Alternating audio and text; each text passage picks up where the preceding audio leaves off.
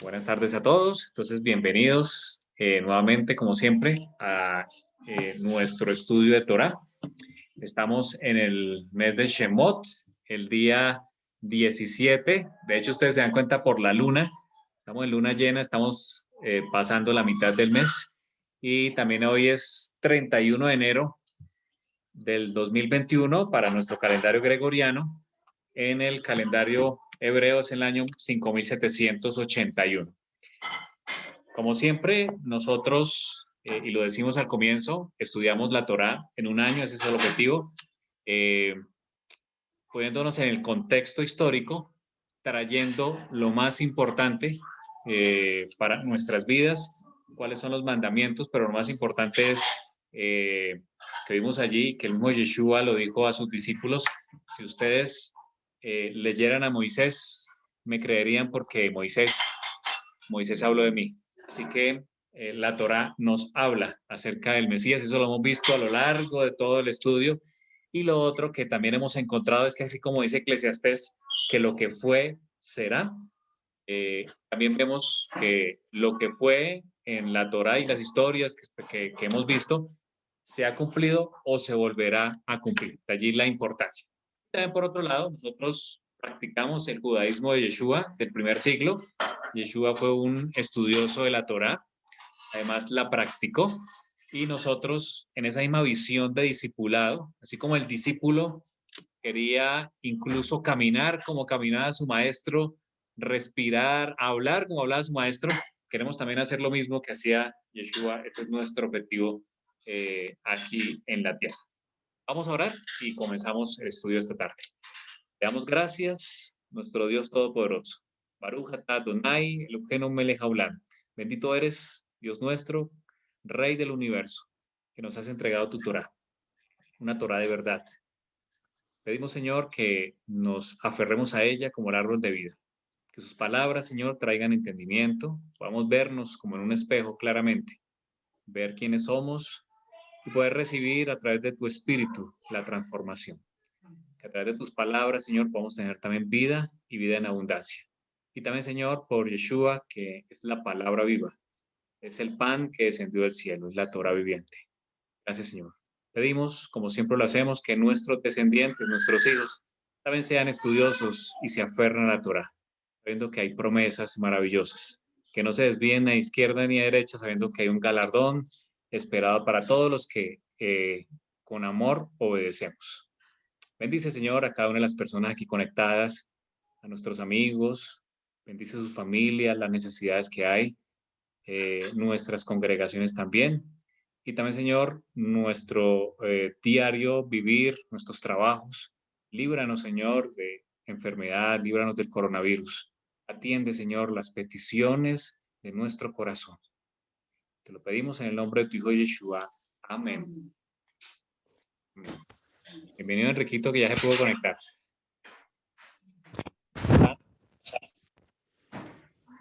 Gracias. Vamos a proyectar.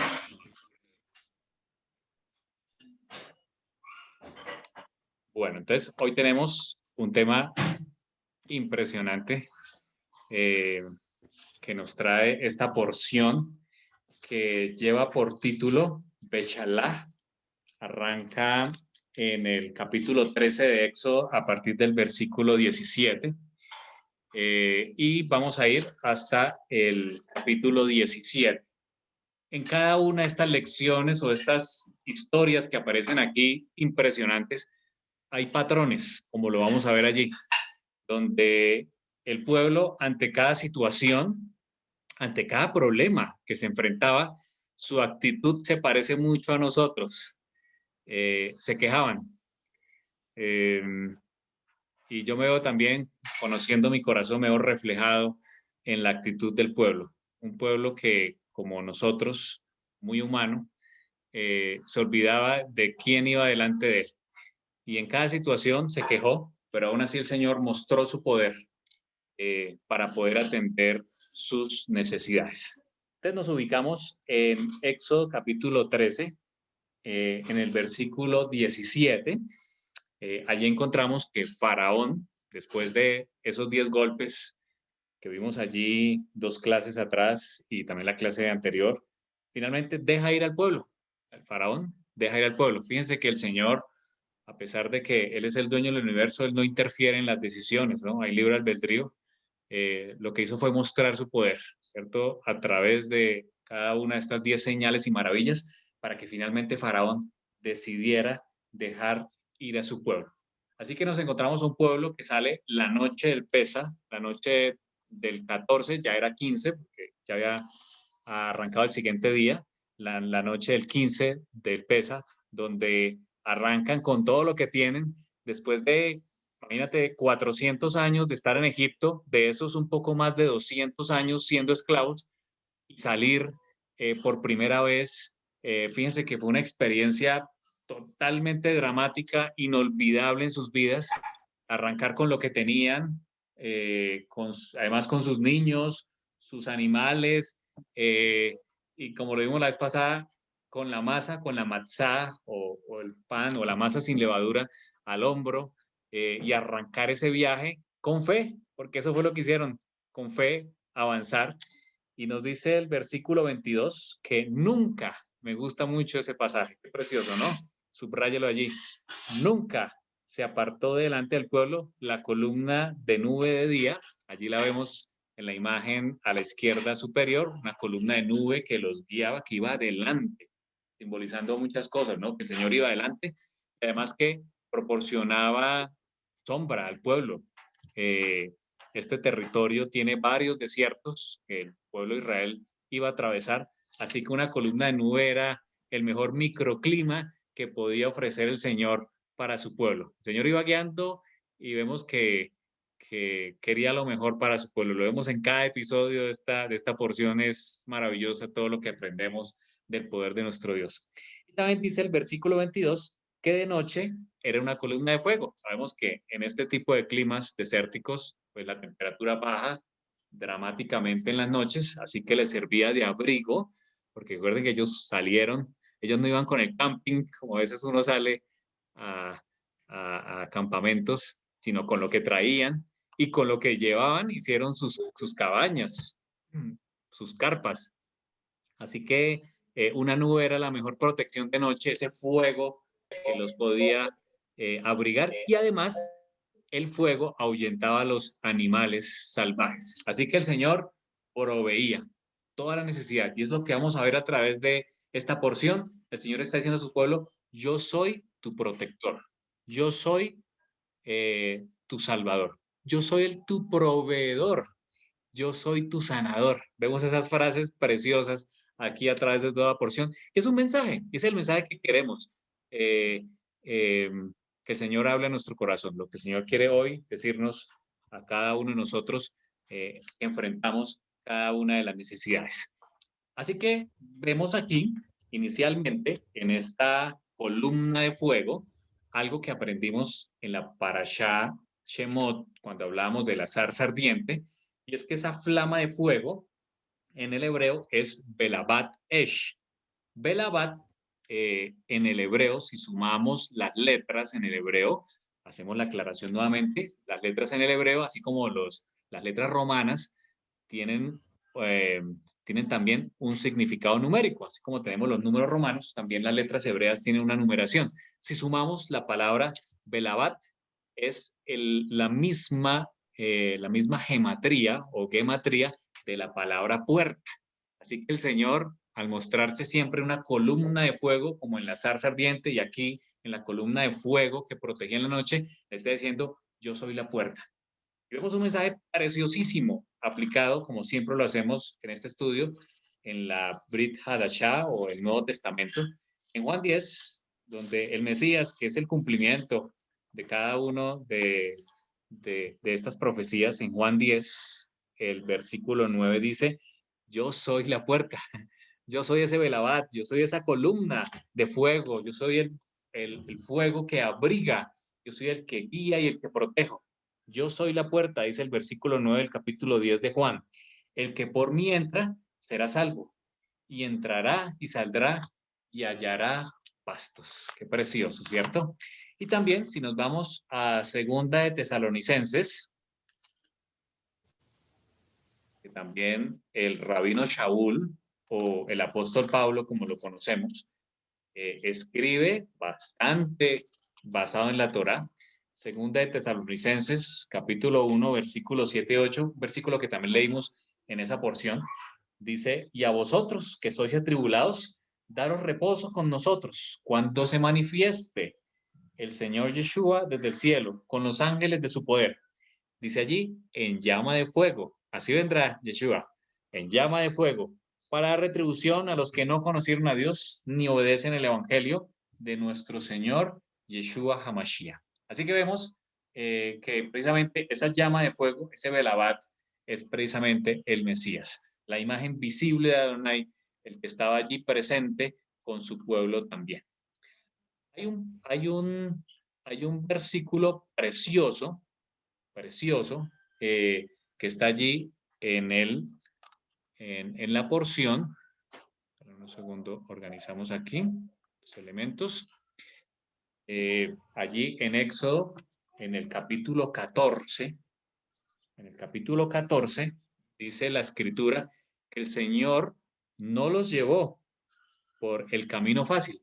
Había una ruta fácil de Egipto, subiendo por todo el Mediterráneo, llega uno rápidamente hasta la tierra prometida. Era un viaje corto. El Señor no lo hizo. Dice la escritura en Éxodo 14:2, di a los hijos de Israel que den la vuelta. No van a ir por el camino rápido, sino vamos a ir por otro camino. Y acampen delante de Pijahirot, entre Migdol y el mar, hacia Baal-Zephón. Ahí está la ubicación, dice el Señor, delante de la acamparéis. Ahora, ¿por qué? Fíjense lo que dice el versículo 3, ahí está el por qué. Porque Faraón dirá de los hijos de Israel, encerrados están en la tierra, el desierto los ha encerrado. Miremoslo aquí en el mapa. El mapa que estamos viendo aquí es el mapa del Medio Oriente. Aquí vemos el Golfo de Suez o el Canal del Suez. A mano derecha del Canal del Suez está Egipto, para que se ubique. Allí está África, ahí arranca Egipto. Allí encontramos los dos canales o los dos golfos, el Golfo de Suez a mano izquierda y el Golfo de Aqaba. Este Golfo de Aqaba es el que limita con Arabia. Aquí a mano derecha está todo lo que conocemos como Arabia Saudita. Así que el Señor no los llevó hacia el norte, hacia Israel, sino dijo, den la vuelta. Fíjense que los lleva a través del desierto. Caminaron 7 días aproximadamente, hasta llegar a este punto, que de acuerdo a la escritura es el punto más probable. Revisamos varias fuentes, sabemos que los puntos cambian, pero es el punto más probable que la escritura dice que debían acampar delante de Pijahirot entre Migdol. Allí vemos en el mapa a Migdol. Pijahirot es precisamente allí, digamos, en la playa de este Golfo de Aqaba, y al frente, es decir, pasando este Golfo de Aqaba o el Mar de Cañas, que ese es el original, la traducción que hace la Biblia, está Baal-Zephón, precisamente la ubicación que el Señor les dijo que debían acampar, entre Migdol y el mar hacia Baal-Zephón, justo en ese punto. Ahí hay unos temas bien interesantes, y es que en este punto, muy probablemente, como nos cuentan algunos historiadores, habían ídolos de Egipto puestos allí. Incluso estaba Baal-Zephón, que los fenicios lo adoraban. Así que el Señor tenía todavía unos dioses adicionales que destruir, aparte de los que ya había destruido durante los 10 golpes. Y es precisamente lo que él quiere hacer aquí. Ahora, es muy probable, y es lo que encontramos en los registros históricos, que el mar que se atravesó fue el Golfo de Aqaba y no el Golfo de Suez, como normalmente se conoce. Fue el Golfo de Aqaba porque aquí lo más probable y lo que se ha encontrado es que aquí está Migdol, está Baal-Zephón al otro lado, y además la escritura en el hebreo original no traduce Mar Rojo, sino Mar de Cañas. Así que es muy probable que sea el golfo que atravesó el pueblo de Israel hasta Baal-Zephón, y allí a la derecha encontramos todo el desarrollo de las porciones que vamos a ver en el día de hoy. Muy bien. Ahora, hay otro dato interesante y es que allí justo en Pijajirot, en esa playa, hay un tema muy especial que también la Biblia nos lo narra en el versículo 3 del capítulo 14. Si vemos la imagen de la izquierda, este es el punto más probable donde acampó el pueblo de Israel en esa playa. En esa playa, que se llama la playa de Nuweiba, usted la puede buscar en Google Maps, la playa Nuweiba, puede buscar estos puntos allí y lo va a encontrar que es precisamente en el Golfo de Acaba. Hay un camino por entre las montañas hasta llegar a esta playa. Fíjense el punto donde el Señor los llevó a una playa donde no hay por dónde irse porque está rodeado de montañas. El único camino de vuelta es el camino por donde llegaron y justo por ese camino vienen los egipcios detrás de ellos porque Faraón, su corazón se endureció y decidió perseguir a los israelitas. Así que por ese mismo camino él venía persiguiéndolos con 600 carros, dice la escritura. Entonces, póngase en el lugar del israelita y usted ve que la columna de fuego en vez de ir hacia el norte se empieza a ir hacia el este y luego hacia el sur y los lleva hasta este punto como un lugar encerrado, pero ¿para qué? ¿Para qué nos traen este lugar encerrado? Y por eso mismo el faraón, el Señor le dice de Faraón en el versículo 3, que Faraón va a decir, están encerrados. Y sí, el Señor los llevó a un encierro. Fíjense la lección tan impresionante que encontramos en esta porción, y es que el Señor muchas veces nos lleva a situaciones que llamaríamos nosotros contra la pared, entre la espada y la pared. Así se encontraba el pueblo. Quizá usted y yo nos hemos encontrado muchas veces en esas situaciones. Allí estaba el pueblo de Israel, 600,000 personas que después de un gran esfuerzo de 10 maravillas y mano fuerte, el Señor ahora, sin ninguna razón, los lleva a un punto sin retorno, sencillamente al borde de la muerte, porque era lo única humanamente que ellos esperaban, era la muerte allí. Por eso vemos que cuando el Señor les dice, en el versículo 13 del capítulo 14, el Señor les dice, no temáis, no temáis. Ahora, ¿por qué? Y es que los israelitas aquí empezaron a quejarse y lo vamos a ver en cada uno de estos episodios. Precisamente si leemos el versículo 11 anterior, dice, no habían sepulcros en Egipto que nos has sacado para que muramos en el desierto.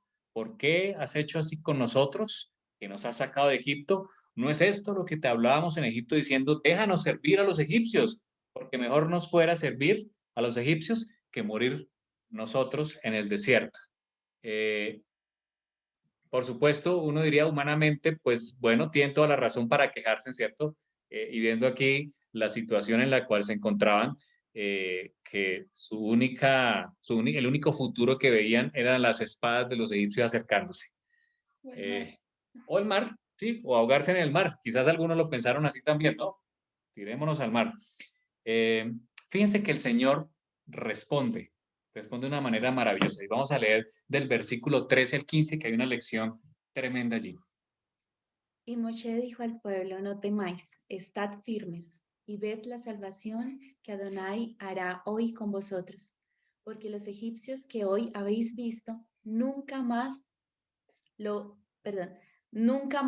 para siempre los veréis.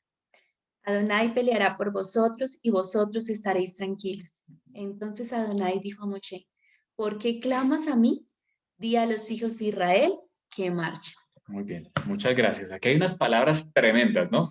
Cuando dice Moisés a su pueblo, no teman. Fíjense que este Moisés era un hombre de tanta fe que aún ahí, en medio de esa dificultad, rodeado de montañas, un solo camino de vuelta, pero por ese camino de vuelta venía el enemigo con 600 hombres, 600 carros, una responsabilidad ahora de 600,000 personas, hombres, sin contar niños y mujeres encima, y les dice con toda la fe, qué precioso mensaje, ¿no? No teman, estén firmes y vean la salvación que Adonai va a hacer con ustedes. Ese ejército que ustedes ven allí, no lo volverán a ver. Qué tremenda fe, ¿no? Y yo me pregunto cuál es nuestra actitud frente a los problemas. conociendo mi corazón, a veces quizás me dejo llevar por la impaciencia o me estreso, pero veo aquí a un hombre que figura claramente al Mesías cuando dice, no teman, que fue lo que el Mesías también, aquí cuando estuvo en la tierra, le dijo muchas veces a sus discípulos, no teman, no teman. Y creo que es lo que los hombres más hacemos, y más en estas épocas de pandemia, de inseguridad económica, de problemas de todo sentido, que si me pongo la vacuna no me la pongo, de todo tenemos. Y el Señor en cada momento nos dice, no temas. Ese es el mensaje que el Señor nos trae a nosotros. Pero me encanta el versículo 15 y aquí lo colocamos en el hebreo. Dice, el Señor le dijo a Moisés, ¿por qué clamas a mí? ¿Por qué clamas a mí? Di a los hijos de Israel que marchen. Ahora, la pregunta es, y escucho opiniones, ¿por qué Adonai le responde eso? ¿Acaso Adonai nos dice que debemos clamar a él? Clama a mí, dice Jeremías, y yo te responderé. Y otros muchos textos. ¿Por qué en este momento el Señor le dice a Moshe, ¿por qué clamas? ¿Por qué será? A ver, escucho opiniones para que ustedes me digan qué opinan de esa expresión que el Señor le da a Moisés. No sé, ¿verdad que quería decir que no clamaran, sino que siguieran adelante? O sea, que no se pusieran como a esperar o a mirar hacia atrás, sino confiaran en Él y siguieran firmes y confiando porque Él los iba a salvar. No sé si sea por eso que Claro. seguramente respondió algo así. Sí, que claro que sí, tienes toda la razón. Adelante, mi papá.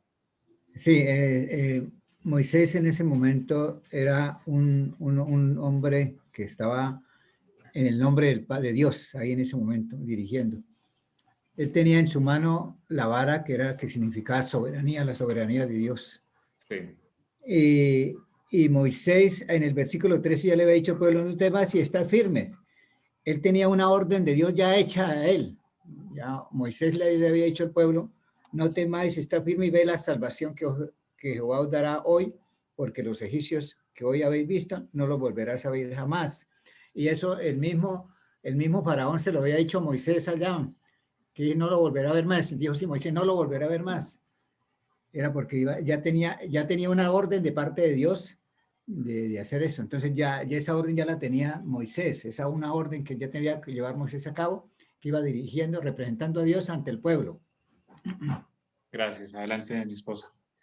Pues, yo entiendo ese versículo como que cuando el Señor nos muestra su poder y se manifiesta a nosotros de muchas maneras, en algunas ocasiones, después de nosotros conocerle, Él no espera que nosotros nos detengamos frente a las pruebas, sino que avancemos. Ya le conocemos, ya sabemos que está con nosotros. Lo estaban viendo en una nube de fuego y lo estaban viendo en una nube que les protegía, dándoles la certeza de que estaba con ellos. Y yo creo que es por eso que el Señor ahí les dice, ¿por qué clamas a mí? Estoy contigo prácticamente. Acá estoy. ¿Por qué clamas? Avanza. No clames, avanza. Deja el temor, deja los miedos, avanza. Y creo que es lo que el Señor en muchas oportunidades nos dice a nosotros, ¿no? Dice, bueno, tú has visto y me he manifestado a ti en muchas ocasiones. ¿Por qué temes? Avanza. Y creo que eso es, Muchas pues, es gracias para a mi mí. esposa, a mi papá y aquí, que muchas Sí, gracias. voy a volver a complementar. Sí. Dios había hecho ya muchas maravillas delante de Moisés allá en Egipto, ¿sí? En este momento Dios le estaba haciendo una enseñanza y le estaba haciendo un examen a Moisés y al pueblo, porque ya le había mostrado su poder para que creyeran en él. Ahorita ya quiera poner en práctica la fe de las evidencias que Dios le ha dado de su poder para sacarlos de Egipto. Entonces, solamente marchar, que sabía que Dios estaba con ellos. El que iba a hacer todas las cosas es Dios. Era tener una plena confianza en Dios, que él haría lo imposible, lo que menos uno se imagina, eso lo hace Dios, porque para Dios no hay nada imposible. Amén. Amén. Muchas gracias. Sí, muchas gracias por los comentarios. Quiero complementar también con lo siguiente. Por supuesto que siempre debemos orar, por supuesto. Y eso no, y como dijo Quique, el Señor no está en contra de que oremos pues todos los días, así como se sacrificaba y había un continuo en el santuario. el Señor espera también ese sacrificio de alabanza, ¿no? Presentarnos como sacrificio vivo, como dice Pablo. Pero hay momentos en que el Señor nos dice, avance. Y quiero poner algo para que lo meditemos. Puede ser que alguna oración no tengamos respuesta de la que hemos orado muchas veces. Puede ser, obviamente, que esto es con discernimiento y que el Señor nos dé discernimiento en cada aspecto. Puede ser que el Señor nos esté diciendo, ¿por qué clamas a mí? Avanza. Quizás eso es lo que el Señor te está diciendo hoy a ti. Cuando el Señor no nos da una respuesta de algo que hemos clamado muchas veces, puede ser, y que el Señor nos dé el discernimiento, nos dé el discernimiento a cada uno para poder interpretar cuándo es esa situación en nuestras vidas en que debemos marchar y avanzar. Yo recuerdo la historia de, bueno, tengo dos ejemplos para ello. Uno, un pastor que algunos de ustedes conocen, el pastor Joel Barrios, contaba una vez que él cuando estaba en sus vacaciones de estudiante, él iba y colportaba. Y eso hacen muchos de los estudiantes, ¿no? Vendían libros para ganar dinero. Y él dice que una vez él tenía un compañero que oraba mucho, pero se la pasaba todo el día orando, a tal punto que él le decía, bueno, vamos a trabajar. Y él decía, no, vamos a quedar orando. Y prácticamente cuando él regresaba de trabajar, pastor, encontraba a su compañero dormido, se ha quedado dormido orando. Eh, y eso refleja precisamente este pasaje, ¿no? El Señor le dice a su pueblo, avancen.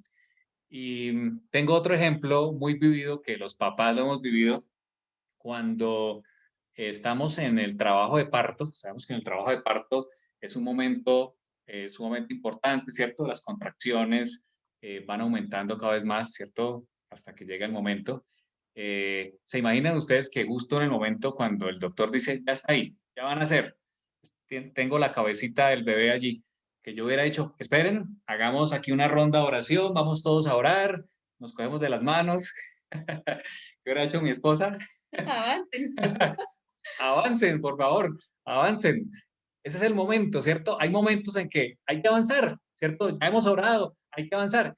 Y obviamente eso es con mucho discernimiento. Esto hay que pedirle al Señor que nos dé discernimiento para entender esos momentos cuando hay que avanzar, sencillamente, porque ya lo hemos orado y ya está la respuesta, como lo menciona mi papá muy bien, que el Señor ya le había dicho a Moisés, ya tenía la promesa y lo que tenía que hacer ahora es ponerse en acción. Así es. Hay un tema importante allí y es que como, digamos, como pueblo, como cultura, tenemos un pensamiento griego, ¿cierto? De poder discutir, analizar muchos puntos de vista, pero nos cuesta ponernos en acción. Son pocos los que ponen en acción ideas y se vuelven grandes proyectos, grandes empresas, ¿cierto?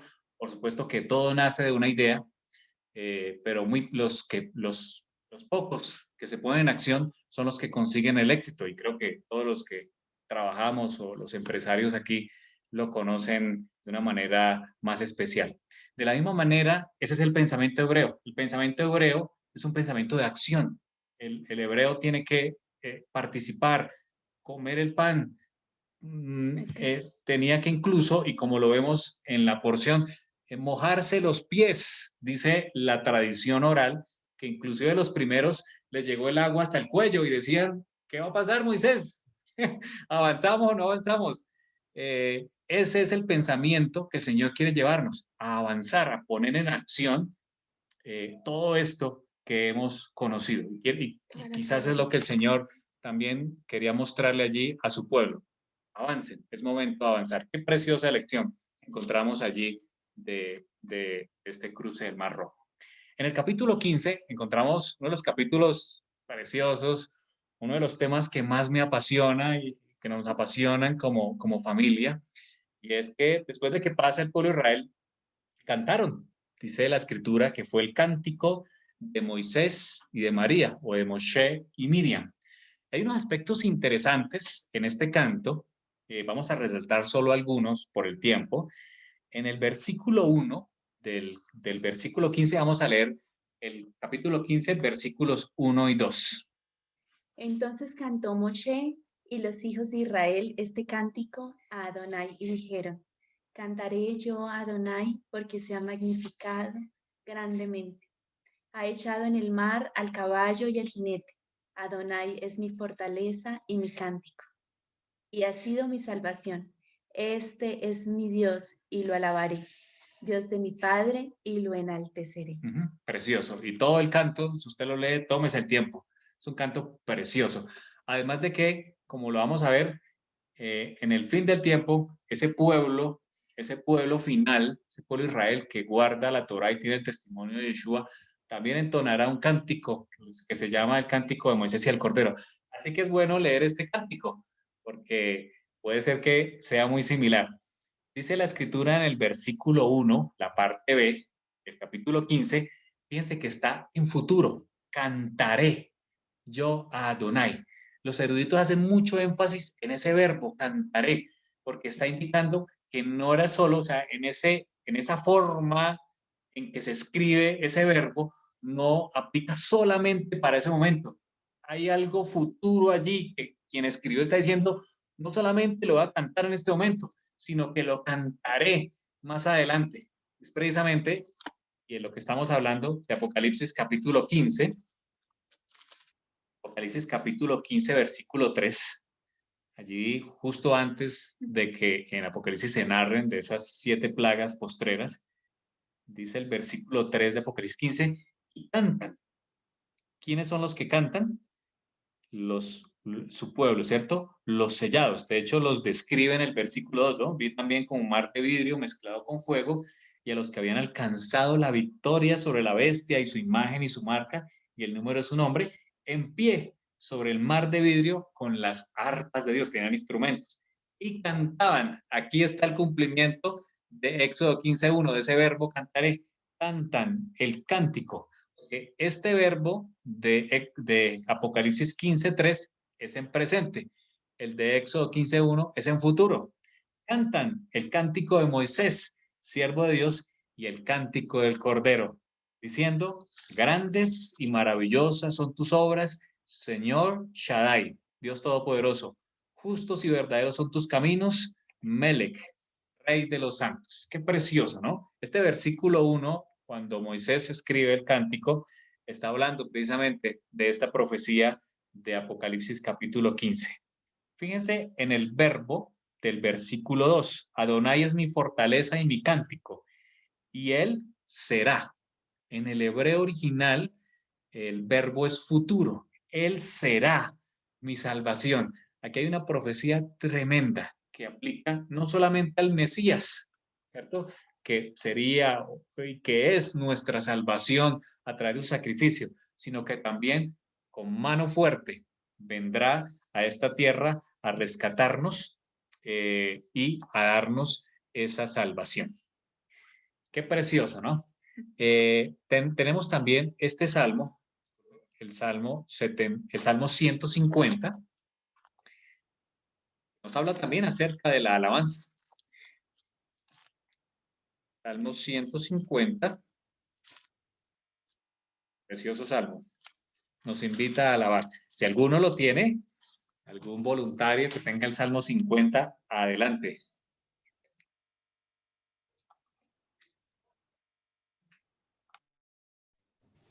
Alabad a Dios en su santuario. Alabadle en la magnificencia de su firmamento. Alabadle por sus proezas.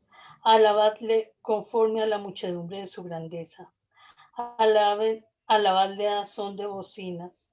Alabadle con salterio y arpa. Alabadle con pandero y danza. Alabadle con cuerdas y flautas. Alabadle con címbalos resonantes. Alabadle con címbalos de júbilo. Todo lo que respira, alabe allá. Aleluya.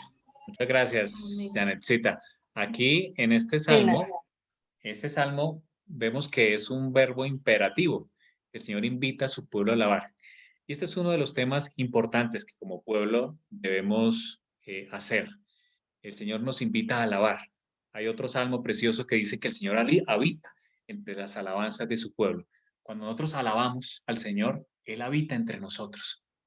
Le invito para que usted también alabe. Ahora, ¿cómo dice este salmo? Dice, alabadle y da unas características preciosas, ¿no? Por su magnificencia, por sus proezas, por su grandeza, ¿no? Creo que las razones sobran para alabar a nuestro Dios, ¿cierto? Todos tenemos razones. Y fíjense en la forma en que lo dice. Habla de bocinas, habla de salterio y arpa, que son cuerdas, habla de panderos, o sea, de percusión, habla de danzas también, habla de flautas, de címbalos resonantes, nuevamente nombra a la percusión, con címbalos de júbilo. Fíjense que aquí la escritura en ningún momento está en contra de algún instrumento musical.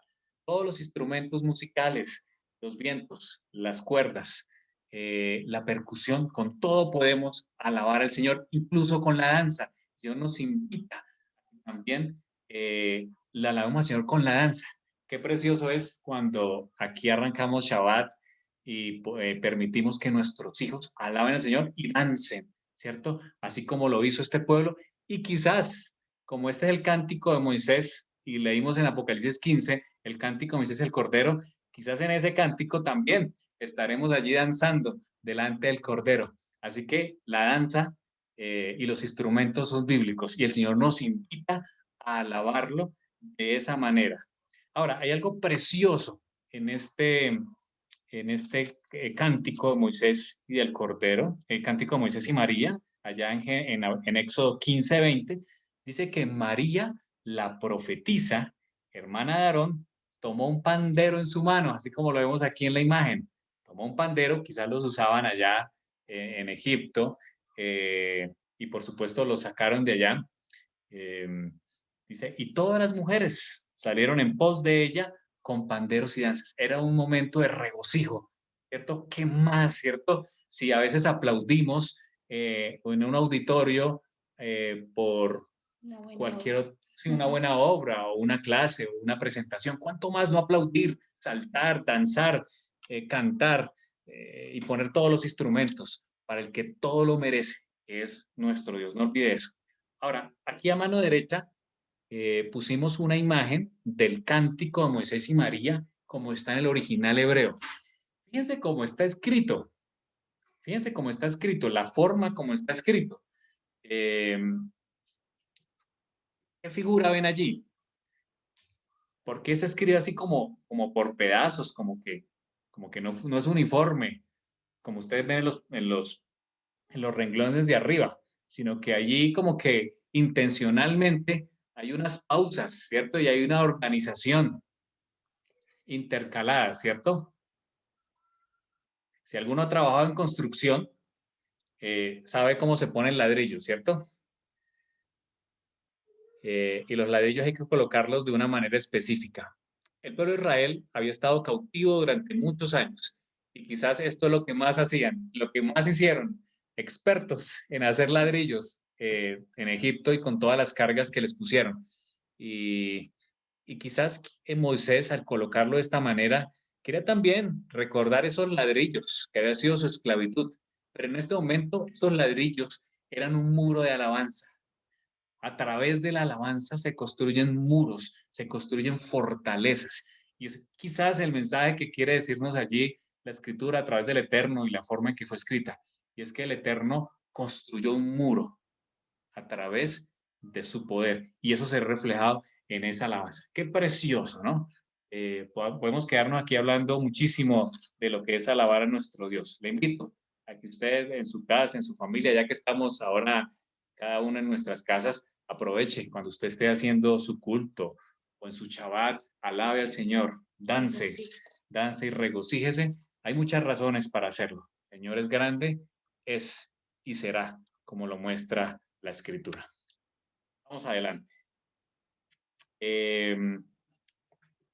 Finalizando el capítulo 15, encontramos que el pueblo avanzó. Vamos a devolvernos un poquitico al mapa. Aquí en el mapa vemos que el pueblo de Israel cruza.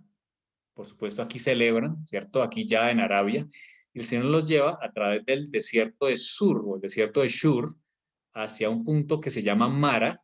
Allí van a encontrar aguas. 3 días de camino sin tomar agua es un tema difícil, ¿no? Y si usted va con hijos, yo creo que usted se altera. Yo quizás me hubiera alterado y hubiera protestado, quizás. Y llegan a Mara y encuentra aguas amargas. Ya vamos a ver lo que pasó. Finalmente el pueblo sigue caminando y encuentra Elim, un lugar de palmeras y un lugar de fuentes.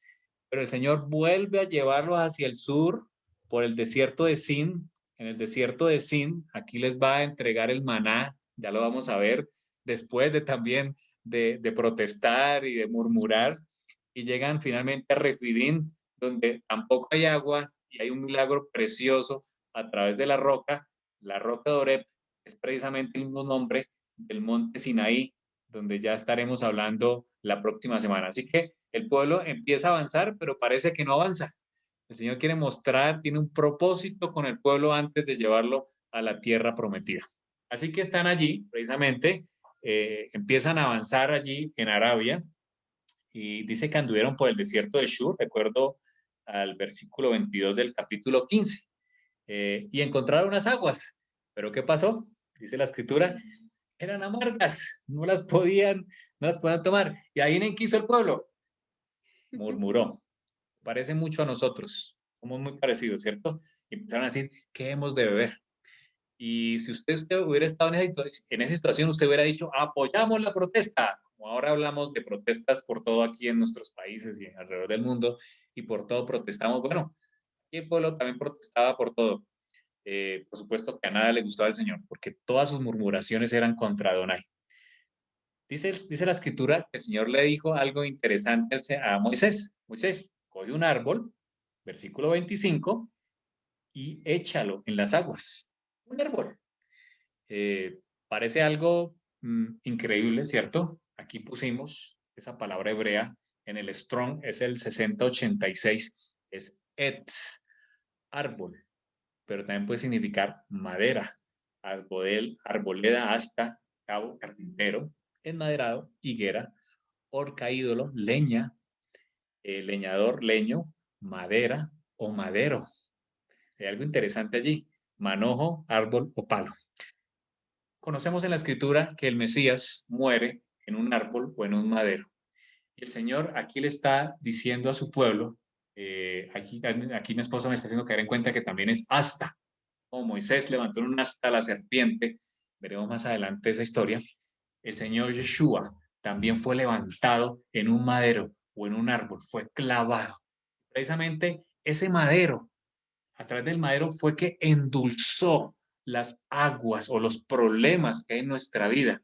Es precisamente lo que está diciendo aquí en este reflejo, es que ese madero tuvo que ser puesto sobre las amarguras para traer dulzura. Lo que pasa en nuestra vida, ¿hay amarguras en tu vida? ¿Cuáles son las amarguras que hay? Permite que ese madero caiga, el madero donde murió el Mesías, caiga sobre las amarguras de tu vida para que se vuelvan vida. Porque el Señor, Yeshua lo dijo, yo soy el agua de vida. El que bebe de mí no tendrá sed jamás. Y esto pasó aquí también. El madero cae sobre las aguas amargas y hay aguas, ¿cierto? Aguas de vida, porque después de 3 días de no tomar agua tiene que ser bien complicado para un pueblo de 600,000 personas no hallar agua. Así que el Señor muestra aquí no solo su poder diciendo, yo soy tu proveedor, ¿por qué? ¿Por qué clamas a mí? ¿Por qué murmuras?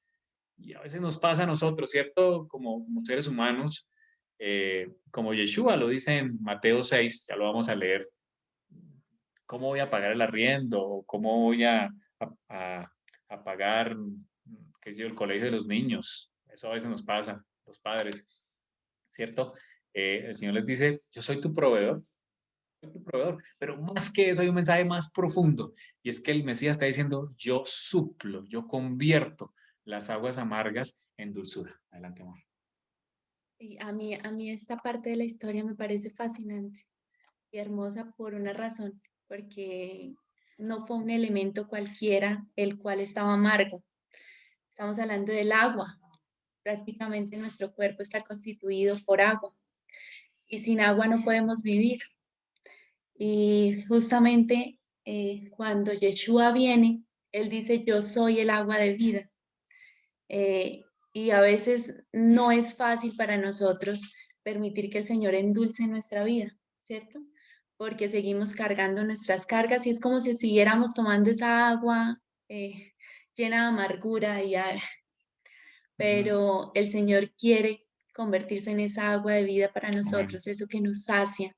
Amén. Y en este caso me parece tan hermoso ver que Dios los llevó a depender de Él, porque lastimosamente a veces nosotros cuando tenemos todo, se nos olvida depender del Señor y empezamos a creer que dependemos de nosotros mismos. Y es ahí donde vemos a un pueblo que empieza a andar y Dios no le da el agua inmediatamente. El agua se le viene a dar cuando ya tienen sed, cuando ya empiezan a sentir que su boca está seca. Y les da agua, pero esa agua que les da es un agua amarga, ¿sí? Porque más adelante en un texto dice, separados de mí nada podéis hacer. Y yo creo que eso fue lo que el Señor quiso enseñarles y nos enseña a nosotros, que sin ese árbol que cayó sobre las aguas y que hizo que esa agua fuera bebible, o sea, esa vida fuera bebible para ellos y vino a traer vida para ellos. Así el Señor también dice, vengan a mí, porque separados de mí nada pueden hacer. Beban del agua de vida que soy yo, ¿sí? Y van a hallar saciedad para sus almas. Amén. Amén. Muchas gracias. Quiero terminar esta parte con el versículo 26, precioso. Subráyenlo en sus Biblias, del capítulo 15. El capítulo 15 de Éxodo, donde el Señor le dice, y lo colocamos allí en este proceso. El Señor le dice, número 1, si oyeres, diríamos en el hebreo, Shema, Shema Israel, escucha. Si oyeres atentamente la voz de Adonai, y eso es lo primero que el Señor te dice a ti y a mí en esta tarde. Sí, todos los sentidos. Sí, pon atención. Oye, la voz de Adonai. Número 2, si hicieres lo recto delante de sus ojos, lo recto, vida, de acuerdo a la Torah. Tercero, si eres oído a mis mandamientos, estás escuchando los mandamientos que están aquí en la Torah, y si guardas todos tus estatutos, todos sus estatutos, dice la Escritura, el resultado es precioso, precioso, y creo que cabe muy bien en la pandemia en que estamos. Dice, ninguna enfermedad de las que envía a los egipcios te enviaré a ti, porque yo soy, y este es el momento que el Señor se presenta así, yo soy Adonai Rafa, yo soy Adonai tu sanador, yo soy tu sanador. Qué Amén. preciosa promesa trae el Señor hoy, y creo que usted puede utilizar esta promesa, aferrarse a ella para orar por sanidad suya, de algún familiar, algún conocido. El Señor es nuestro sanador, Él es nuestro sanador. Y aquí se presenta precisamente al tornar esas aguas amargas en dulces, diciendo, yo soy tu sanador. Pero debes oírme, debes hacerlo recto, escucha mis mandamientos, guarda mis estatutos, y ninguna enfermedad de las que envié a Egipto vendrá sobre ti. Qué precioso texto, ¿no? Para guardar en nuestro corazón. ¿Quién iba a decir algo? Disculpa. ¿No? Bueno, listo, muy bien. Avanzamos al capítulo 16. Cada vez se pone más emocionante esto. El pueblo, recuerdan el mapa, siguió avanzando. Ahora se dirigen hacia el sur. Al comienzo iban como hacia el norte. Encontraron ahí en Elim, de acuerdo al versículo 27, capítulo 15, Elim, donde hay fuentes de agua, 70 palmeras y 12 fuentes de agua. Es un versículo tremendo.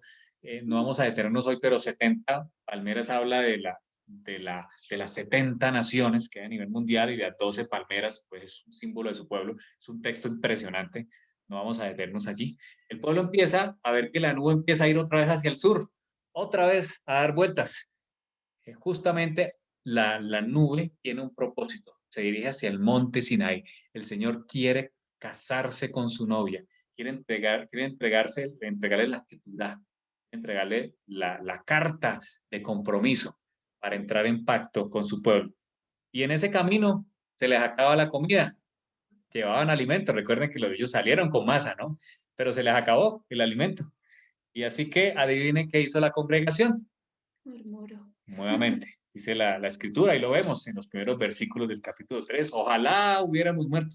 Empiezan a desear la muerte, ¿no? Ojalá hubiéramos muerto, allá comíamos pan hasta saciarnos, y ahora nos traes aquí para morir. El pueblo nuevamente murmura, están en el desierto de Sin, y allí va todo el pueblo, una cantidad de gente sin pan, sin pan. Y dice la escritura que el Señor hizo algo maravilloso. Ya lo vamos a leer, pero comencemos con este versículo, que es el versículo 14 que tenemos aquí en pantalla. El Señor hizo algo precioso. Cuando el rocío cesó de descender en la mañana, apareció sobre la faz del desierto una cosa menuda. Allí algo descendió del cielo. A veces eso en la mente. Descendió al cielo. Dice, menuda como una escarcha sobre la tierra. Y al verlo, los hijos de Israel dijeron unos a otros, ¿Manjú? Eso fue una pregunta. ¿Manjú? Diríamos en el español, ¿qué es esto? Y es el significado de la palabra maná, que conocemos hoy en nuestras Biblias, ¿no? Manjú. Y ese fue el nombre que se quedó allí, porque no sabían qué era. Moshe les dijo, es el pan que Adonai les da a comer. Este texto es tan precioso, tan mesiánico, y ya vamos a ver algunos textos. Qué precioso, ¿no? El Señor nos dio el pan del cielo, así como cada día nos alimenta con el pan material, también el pan espiritual está para nosotros. Vamos a ver algunos textos acerca del maná, la provisión, acerca de Yeshua y acerca del Shabbat. Todo está aquí en el maná. Éxodo 16, el versículo 4, dice que el Señor le dijo a Moshe, Y Adonai dijo a Moshe, he aquí, yo os haré llover pan del cielo, y el pueblo saldrá y recogerá diariamente la porción de un día, para que yo lo pruebe si anda en mi ley o no. muy bien, este versículo es muy importante. El Señor le dice a Moisés las características. Número uno, que el pan vendría del cielo. Qué hermosa característica, ¿no? Yeshua en Juan 6 dice, yo soy el pan que descendió del cielo. Es un mensaje mesiánico tremendo que el Señor le está dando a su pueblo. Pero también le dice que el pueblo debe, ¿qué? Salir. Sí, el pueblo no puede quedarse de brazos cruzados, ¿cierto? Muy cómodos en sus carpas, o preguntándose, ¿y ahora qué vamos a hacer sin comida? ¿Cierto? Que nos pasa a todos nosotros, ¿no? Nuevamente el Señor le está diciendo a su pueblo, avance, ¿cierto? Avanza, ¿cierto? No te quedes allí. El pueblo debía salir de su tienda. Quien trabaja, por supuesto todos trabajamos, ¿no? Pero quien trabaja del diario, las personas que salen, que trabajan del diario, de lo que consigan o de lo que vendan en el día, entienden muy bien lo que pasaba con el pueblo. Porque el pueblo debía salir, dice la escritura, diariamente. O sea, el salario no iba a ser mensual, sino no iba a mandarles el maná del mes y lo iba a amontonar en unos refrigeradores para que ellos lo pudieran ir cogiendo como lo hacemos nosotros, ¿no? Compramos, hacemos el mercado de una semana o de 15 días o de un mes. El salario era diario. Este es el diario. Así que el que se lo gana sabe muy bien. Y el pueblo debía salir con fe, porque pues el maná descendía del cielo. Dependían totalmente de que el maná descendiera, ¿cierto? Una fe impresionante de saber que el maná iba a salir. Eso es lo mismo que el Señor nos está diciendo hoy. Es un mensaje tan real para nuestros días en estas crisis. Y nos está diciendo, yo soy tu proveedor. Eso es lo que está diciendo aquí en este versículo. Yo soy tu proveedor. Sal, que yo soy tu proveedor. Fíjense que diariamente debían coger la porción del día. No podían coger ni siquiera lo de 2 días, lo de cada día, lo de cada día. Y es impresionante cuando el Señor en Mateo, un texto muy conocido por nosotros, Mateo capítulo 6, en ese sermón del monte, dice en el versículo 25 de Mateo 6, no os afanéis, no se afanen. Quizás es muy parecido a lo que le está diciendo aquí al pueblo de Israel. No se afanen, dejen de murmurar. Vean que yo soy su proveedor. No se afanen, es lo que dice también Yeshua. Y han de beber, al final mi esposa que lo lea, hasta el versículo 34. Por tanto os digo, no os afanéis por vuestra vida, que habéis de comer o que habéis de beber, ni por vuestro cuerpo, que habéis de vestir. ¿No es la vida más que el alimento y el cuerpo más que el vestido? Mirad las aves del cielo, que no siembran ni ciegan, ni recogen en graneros, y vuestro Padre Celestial las alimenta. ¿No valéis vosotros mucho más que ellas? ¿Y quién de vosotros podrá, por mucho que se afane, añadir a su estatura un codo? ¿Sigo? Hasta el 34. Y por el vestido, ¿por qué os afanáis? Considerad los lirios del campo, como crecen, no trabajan ni hilan. Pero os digo que ni aun Salomón, con toda su gloria, se vistió así como uno de ellos. Y si la hierba del campo que hoy es y mañana se echa en el horno, Dios la viste así, ¿no hará mucho más a vosotros, hombres de poca fe? No os afanéis, pues, diciendo, ¿qué comeremos o qué beberemos o qué vestiremos? Porque los gentiles siguen. Porque los gentiles buscan todas estas cosas, pero vuestro Padre Celestial sabe que tenéis necesidad de todas estas cosas. Mas buscad primeramente el reino de Dios y su justicia, y todas estas cosas os serán añadidas. Así que no os afanéis por el día de mañana, porque el día de mañana traerá su afán. Basta a cada día su propio mal. Muchas gracias. Así como está en Éxodo, así como está en Mateo capítulo 6, es una verdad también para nosotros. El Señor hoy nos dice, no se afane.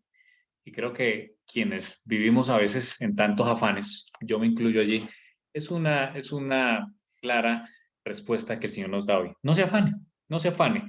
Termina diciendo lo que leyó mi esposa en el versículo 33 del capítulo 6 de Mateo. Esto sí haga. Buscad primeramente, ¿qué?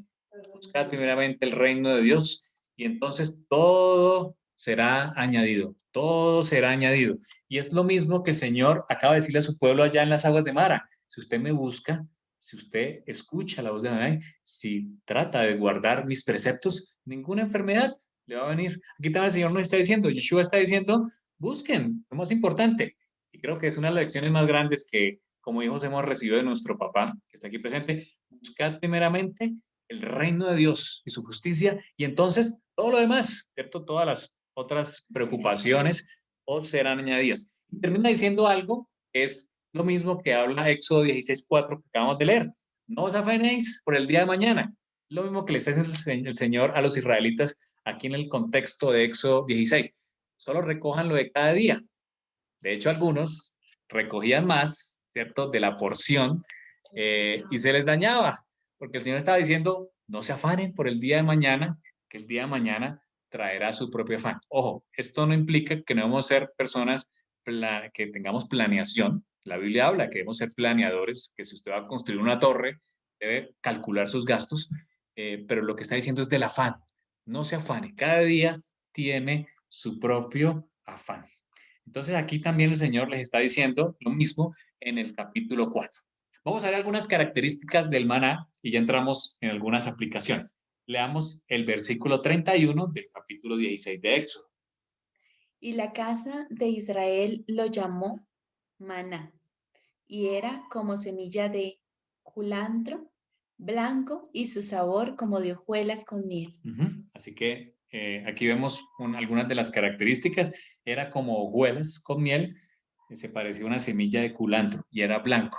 Bien interesante, ¿no? Veamos más características. Vamos a Números, capítulo 11.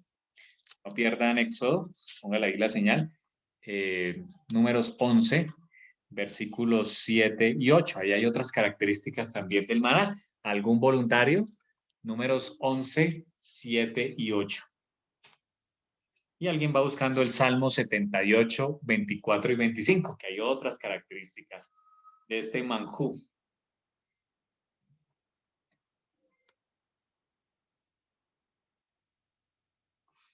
Si alguno tiene números, adelante.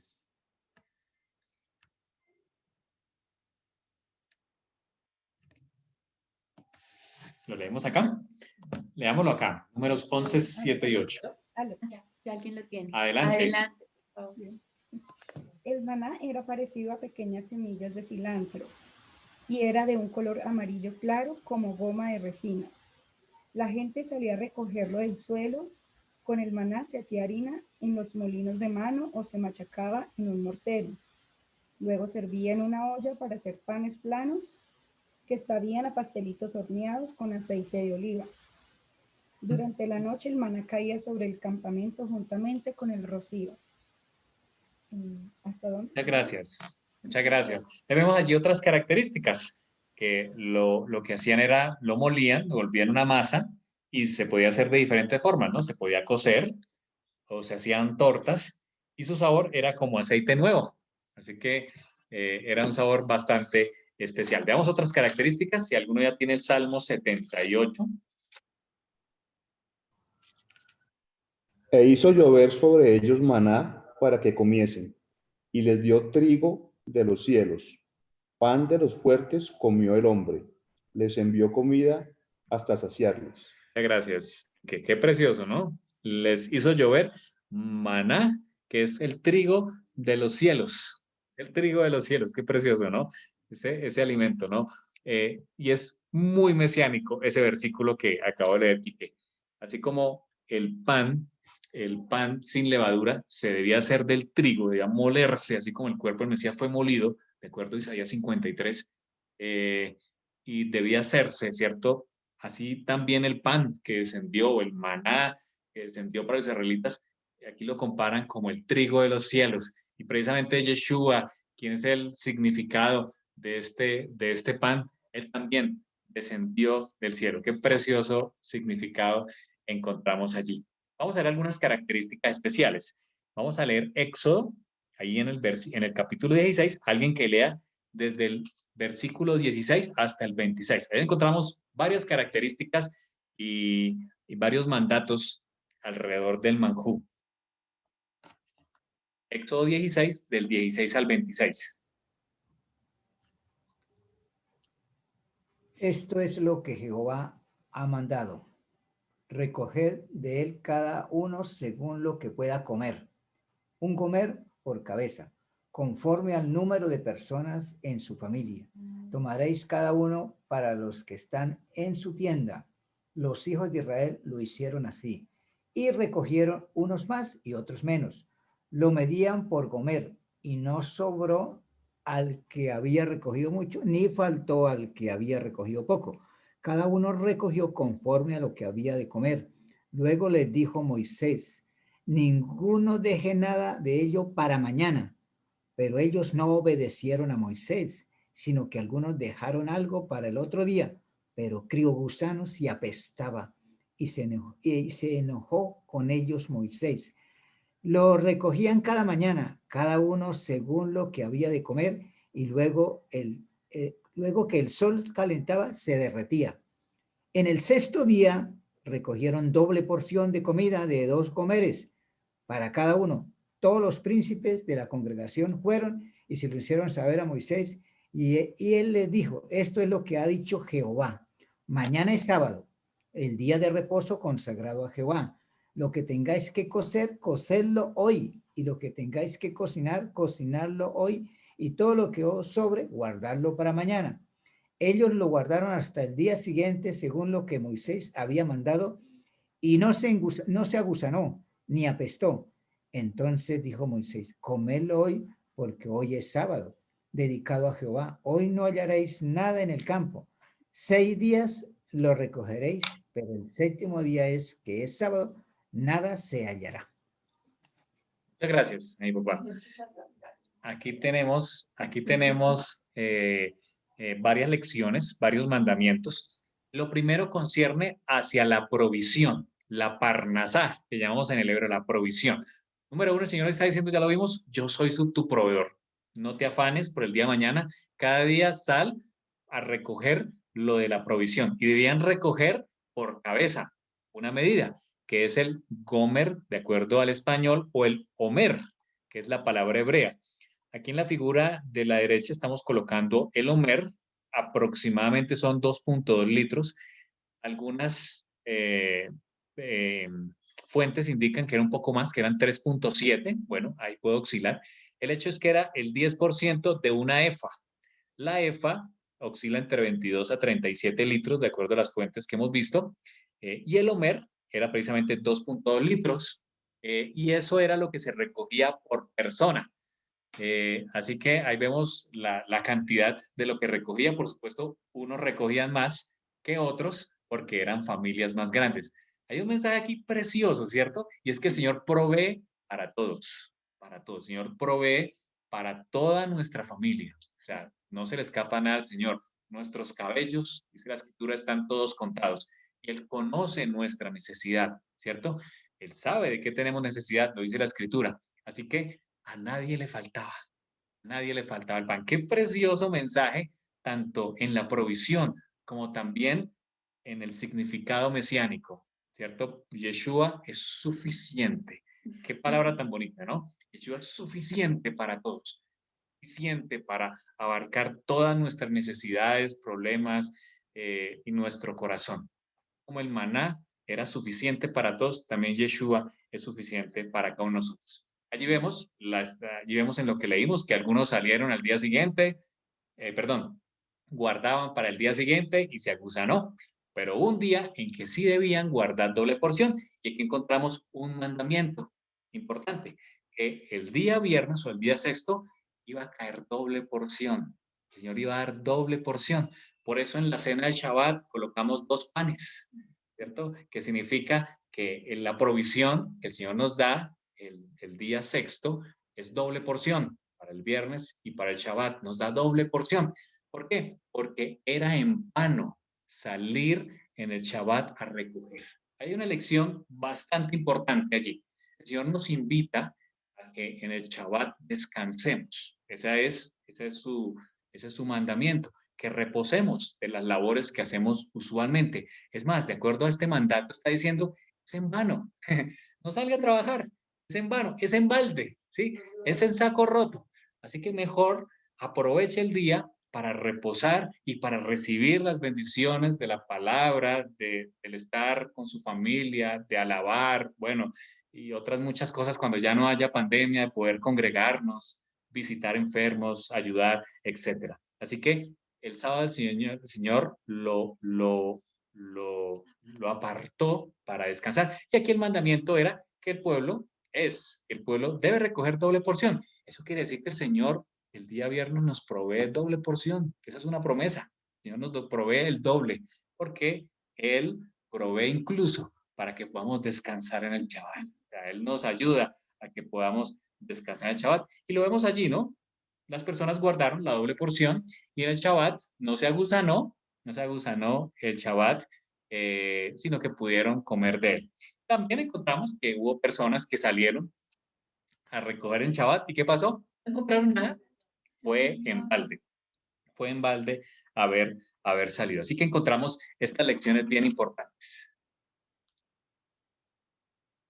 Bien, vamos a ir a Juan para ver el significado mesiánico.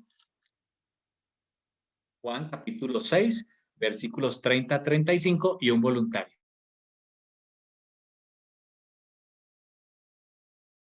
Juan capítulo 6, versículos 30 al 35. Vamos a ubicarnos en las palabras del Mesías con respecto a esto que ocurrió aquí. Y un voluntario. Le dijeron entonces, ¿qué señal pues haces tú para que veamos y te creamos? ¿Qué obras haces? Nuestros padres comieron el maná en el desierto, como está escrito, pan del cielo les dio a comer. Y Jesús les dijo, de cierto os digo, no os dio Moisés el pan del cielo, mas mi Padre os da el verdadero pan del cielo. Porque el pan de Dios es aquel que descendió del cielo y da vida al mundo. Le dijeron, Señor, danos siempre este pan. Jesús les dijo, yo soy el pan de vida. El que cree en mí, el que a mí viene, nunca tendrá hambre. Y el que en mí cree, no tendrá sed jamás. Gracias. Mas os he dicho que aunque me habéis visto, no creéis. Gracias, Enriquito. Gracias, Enriquito. Así que vemos aquí las palabras de Yeshua. Esto fue justo después de la alimentación, de esa famosa, el milagro de la alimentación de los 5,000, donde Yeshua, ¿cierto?, multiplicó el pan. Estaba muy cerca, de hecho, la Pascua. El Señor quiere dar un significado precioso aquí, diciéndoles, yo soy el pan que descendió del cielo, justo antes de que llegara la Pascua. Y aquí el Señor les dice, ¿no? Frente a la pregunta que le hacen allí, que Moisés les había dado el pan del cielo, y les dice, no fue Moisés, fue mi Padre el que dio el maná, pero el verdadero maná, él está diciendo, el verdadero maná es el que descendió del cielo y da vida al mundo. Y él dice, yo soy el pan de vida. El que a mí viene nunca tendrá hambre. Qué precioso. Así como durante 40 años, a partir de este momento, el pueblo iba a recibir maná, 40 años hasta que estuvieron en la frontera para entrar en Canaán, que cesó de caer el maná porque ya iban a entrar y poder labrar la tierra. El Señor hizo la provisión. Nunca, dice, nunca faltó. Y así también el Mesías nos dice hoy, el que a mí viene, nunca tendrá hambre. Qué precioso texto, ¿no? El Señor nos alimenta. Él es el pan, Él es el pan de vida. Vamos a leer los versículos 48 al 51. Otro voluntario.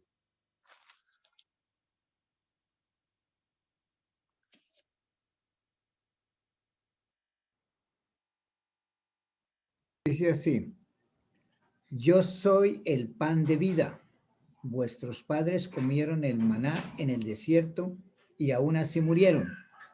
Este es el pan que descendió del cielo para que no muera quien coma de él. Yo soy el pan vivo que descendió del cielo. Si alguien come de este pan, vivirá para siempre. Y el pan que yo daré es mi carne, la cual yo daré por la vida del mundo. Hasta ahí, ¿no? Sí, señor. Muchas gracias. Muchas gracias, Juan. Qué precioso mensaje, ¿cierto? Ayer lo compartíamos precisamente con la familia, donde el Mesías nos dice que yo soy el pan. Vuestros padres comieron maná, nunca faltó, ¿cierto? Pero murieron. Pero el que coma este pan nunca tendrá hambre, ¿cierto? Sino que vivirá para siempre. Aquí está la promesa nuevamente de la vida eterna. Aquí está el Evangelio, ¿cierto? El que me cree en mí, ¿cierto? En la Torá viviente, vivirá para siempre. Esa es la promesa de aquellos que creemos en el Mesías Yeshua y somos injertados en el pueblo de Israel. Qué precioso, qué preciosa promesa. Finalmente, el apóstol Pablo dice en Filipenses 4:4 la respuesta a todas estas murmuraciones. Él dice, regocijaos o estén felices. Dice siempre, y lo repite, ¿cierto? Otra vez les digo, regocijaos. Frente a la murmuración del pueblo, cada vez que hay un problema, Pablo tenía una fórmula. Ahora, Pablo sufrió muchas dificultades. Él mismo lo relata. Persecuciones, azotes, estuvo en la cárcel, náufrago, apedreado, perseguido. Tuvo muchas dificultades, bastante complicadas. Y su consejo es regocijaos. Otra vez digo, regocijaos. Qué precioso mensaje, muy acorde con el cántico de Moisés y de María frente a las dificultades. Antes de quejarnos, cuando tengamos una dificultad, demos gracias a Dios, incluso por las dificultades. Alabemos a Dios en todos momentos, dice el apóstol Pablo. Vamos finalizando. Tenemos allí en el capítulo 17 dos historias bastante interesantes.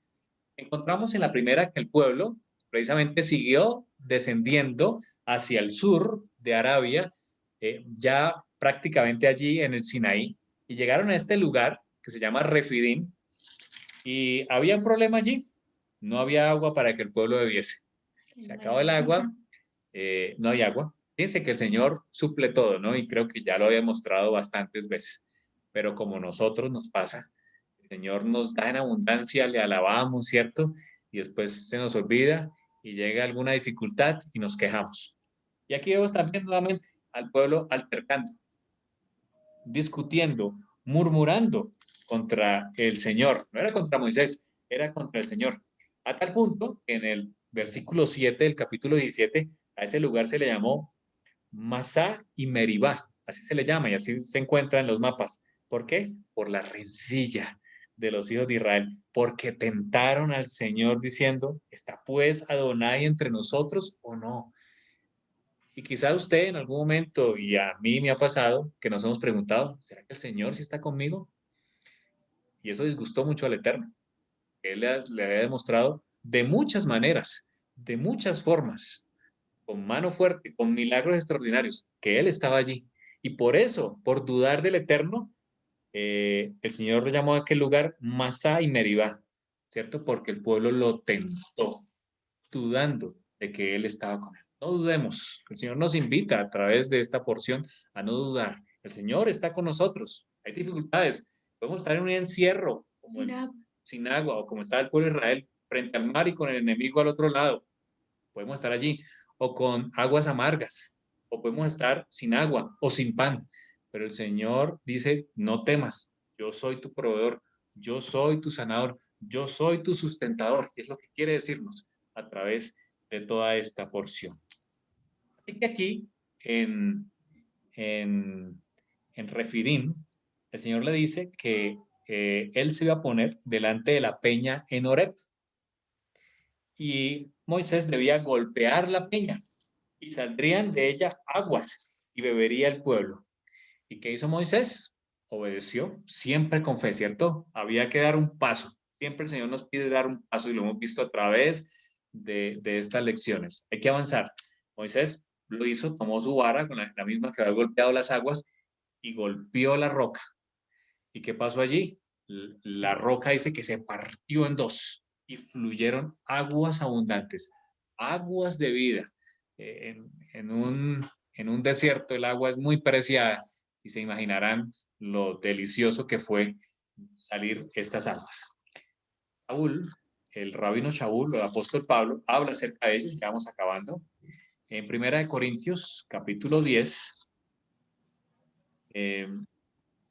a partir del versículo 1, dice 1 Corintios 10, 1, dice el apóstol Pablo, no quiero, hermanos, que ignoréis que nuestros padres todos estuvieron bajo la nube. Aquí está hablando del pueblo de Israel. Y todos pasaron el mar. Y todos en Moisés o en Moshe fueron bautizados. Atravesaron el mar en la nube y en el mar. Y todos comieron el mismo alimento espiritual, como símbolo el maná. Y todos bebieron la misma bebida espiritual. Está hablando de estas aguas en Refidim, porque bebían de la roca, ¿cierto? La que fue golpeada. Y dice la escritura, la roca espiritual que lo seguía, y la roca era Mashiach, era el Mesías. El Mesías era la roca. Así como Moisés golpeó la roca, también Yeshua fue golpeado. Dice Isaías 53 que fue molido por nuestros pecados. Yeshua fue golpeado en su cuerpo fue lacerado. A tal punto que cuando el soldado, lo vimos en la clase pasada, atravesó con la lanza el cuerpo de Yeshua, brotó sangre. Quizás lo último que quedaba de la sangre, porque la sangre debe derramarse toda, y salió agua. Ese fue el cumplimiento de esta profecía de Éxodo 17. Así como la roca, cuando fue golpeada, salió agua en abundancia, también del cuerpo del Mesías salió agua. Y es que era un símbolo de lo que él dijo, ¿no? Yo soy, ¿cierto? Yo soy el agua de vida. El que bebe de mí no tendrá sed jamás, sino que él también será una fuente de agua viva para otros. Él es el agua de vida. Él es el pan. Él es el madero sobre las aguas de la rencilla. Él es el que abre el mar rojo. Qué precioso mensaje mesiánico nos trae el Señor. Por supuesto, hay otra ocasión en que Moshe se le pide hablarle a la roca. Era hablarle a la roca, no debía golpearlo. Lo veremos más adelante, por supuesto, en la Torá. Moshe, quizás por la rabia o tanta impaciencia ya, tantos años aguantando murmuraciones, lo que hace es golpear la roca. Allí estaba incumpliendo un símbolo. Estaba incumpliendo un símbolo porque Yeshua, de acuerdo a Hebreos, solo puede morir una sola vez. Moisés la golpea, ¿cierto? Incumpliendo ese símbolo, por eso es muy importante cuidar esas sombras proféticas y pues eso le costó el no entrar en la tierra prometida. Así que vemos aquí a un pueblo nuevamente que murmura, pero el Señor nuevamente en abundancia muestra la provisión, pero no solamente eso, porque el Señor tiene siempre un propósito más allá y era mostrar espiritualmente que el Mesías también iba a ser derramado, ¿cierto? Derramado por nosotros. Y finaliza el capítulo 17 por una guerra. Dice el capítulo 17, vamos a leer versículo 8 y del 11 al 13. Entonces vino Amalek y peleó contra Israel en Refidim. Y dijo Moshe a Josué, escógenos varones y sal a pelear contra Amalek. Mañana yo estaré sobre la cumbre del collado y la vara de Adonai en mi mano. Sigue adelante hasta el 13. E hizo Josué como le dijo Moshe peleando contra Amalek, y Moshe y Aarón y Hur subieron a la cumbre del collado. Y sucedía que cuando alzaba Moshe sus manos, Israel prevalecía, mas cuando él bajaba su mano, prevalecía Amalec. Y las manos de Moshe se cansaban, por lo que tomaron una piedra y la pusieron debajo de él, y se sentó sobre ella, y Aarón y Hur sostenían sus manos, el uno de un lado y el otro de otro.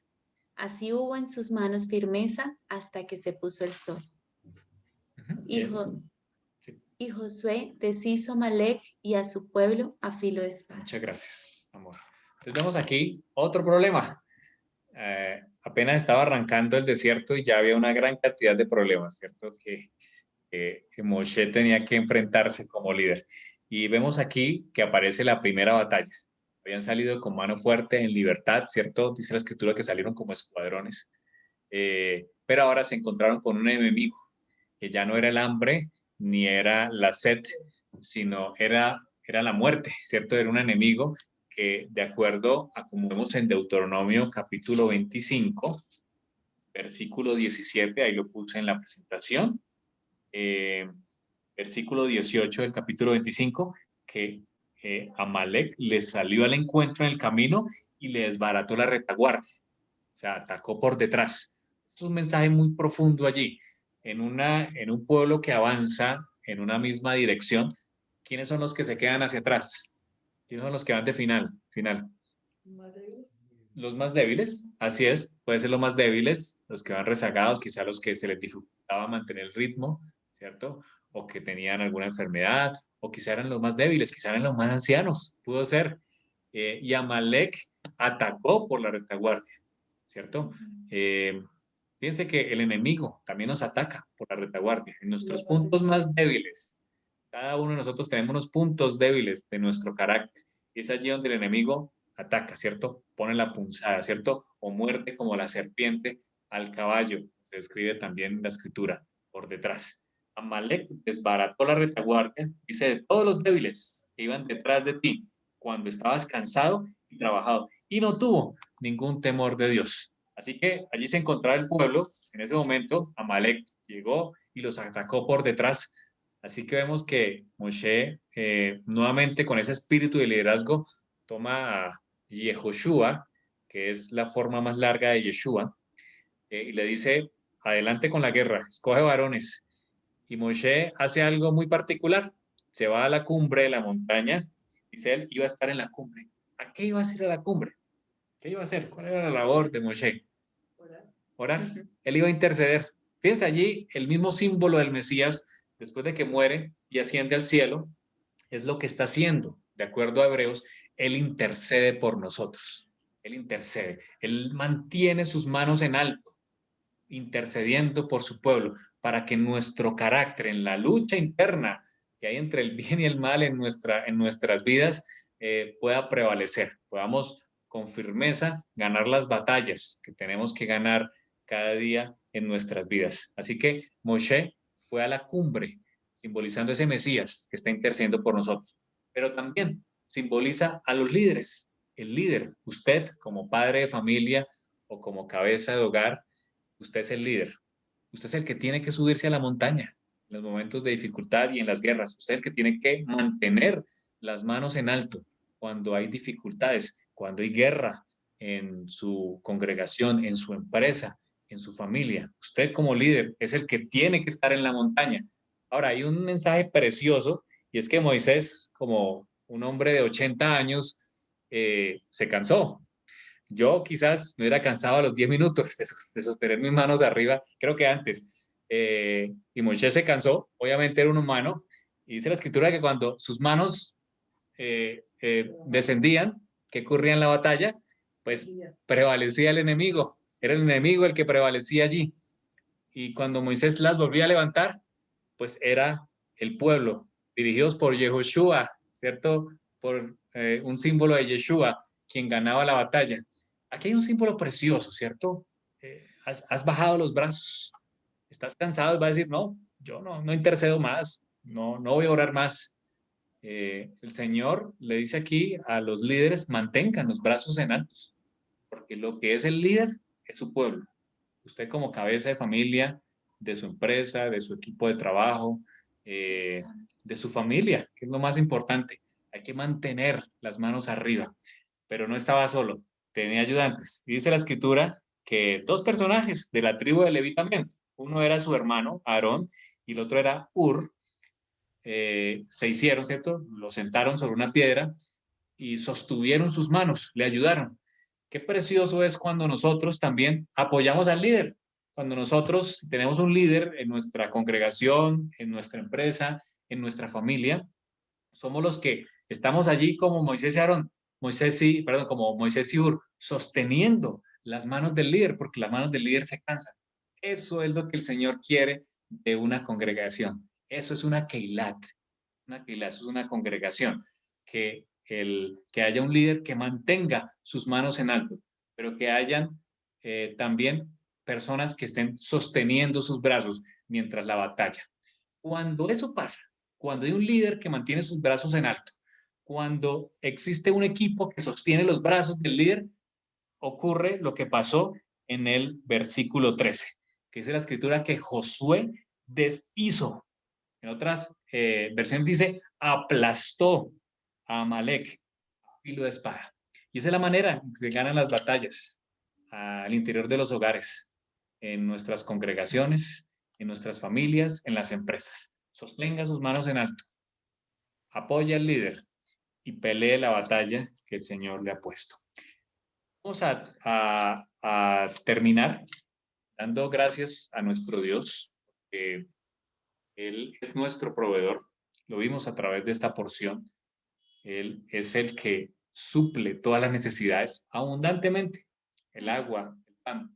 Pero también es el guerrero, el que pelea las batallas. Él es el que pelea las batallas y el que hace lo imposible, cuando estemos entre el mar, las montañas y el enemigo. Acordémonos que el pueblo de Israel también estuvo allí y fue el mismo Adonai el que los llevó allá para demostrar su poder. Así que no dude de que el mismo Adonai lo puede sacar victorioso. Y no olvide al final de alabar al Señor con todo su espíritu, con toda su voz y con todo su cuerpo. Vamos a orar. Le damos gracias, nuestro Padre, porque nos has permitido estudiar tu palabra. Gracias, Señor, porque en ella vemos reflejado las lecciones que hoy quiere darnos a nosotros. La Escritura dice que estas cosas quedan escritas para nosotros, como un mandato, pero también para ver al Mesías a través de cada uno de los símbolos. Y también, Señor, para que sea nuestro alimento, para que a través de lo que ocurrió en el pasado, podamos, Señor, proyectarnos al futuro. Para saber el qué hacer frente a las pruebas que vivimos a diario en nuestras vidas. En nuestro mundo actual vive muchas pruebas, Señor, empezando por la salud, siguiendo por la economía y muchas más dificultades, Señor. Oh, Señor, clamamos a ti. Clamamos, Señor, y también avanzamos en fe, de acuerdo a lo que tú nos has ordenado. Sabiendo, Señor, que suples cada necesidad, que eres poderoso para abrir el mar y que, Señor, también eres el madero que cae sobre las aguas amargas, Señor. Eres el agua, eres la roca que fue golpeada, Señor. Gracias por el Mesías, porque Él intercede por nosotros como Moshe en la montaña con sus brazos en alto. Queremos, Señor, seguir el ejemplo, mantener nuestros brazos en alto mientras estamos en la batalla, pero también pelear la buena batalla de la fe. Amén. Te alabamos, Señor. Gracias por cada persona aquí reunida. Que la palabra sea una vivencia, Señor, para la necesidad que tenemos como personas, como familias, como comunidades, Señor. Danos esta semana victorias. Prospéranos, Señor, esta semana, en todo lo que hagamos, en todo lo que emprendamos. Amén. Lo pedimos en el nombre poderoso del Mesías Yeshua. Amén y amén.